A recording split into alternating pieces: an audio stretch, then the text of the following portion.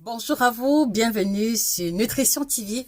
Alors ce matin, je voudrais parler aux hommes et il y a une image qui m'a frappée que je voudrais partager à tous les hommes qui sont abonnés à la page. Je vous encourage par conséquent à partager également cette vidéo à tous les hommes que vous connaissez. Alors ici, écoutez-moi très bien, vous avez ici sur l'image l'évolution de la qualité du sperme d'un homme en fonction de son statut pondéral. Donc ici, vous voyez, ça c'est un homme qui a le poids normal.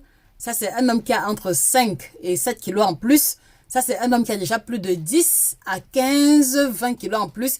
Et ça, c'est un homme qui doit perdre au moins 30 kilos en avant.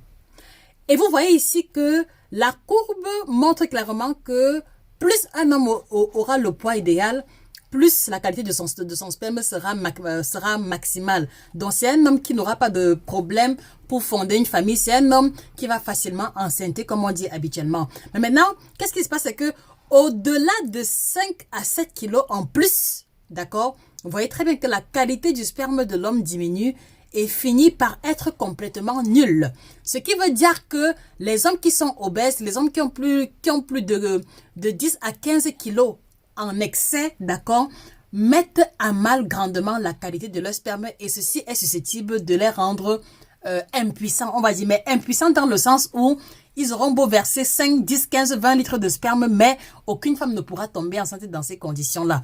Et c'est là, à ce niveau, justement, qu'on va diagnostiquer les maladies telles que les anomalies, telles que l'azospermie, la tératospermie et toutes ces autres anomalies de sperme que vous connaissez. Donc, messieurs, un conseil, faites l'effort de ne pas avoir plus de 10 kilos en excès pour ne pas mettre à mal la qualité de votre sperme. Surtout si vous avez l'intention de fonder une famille.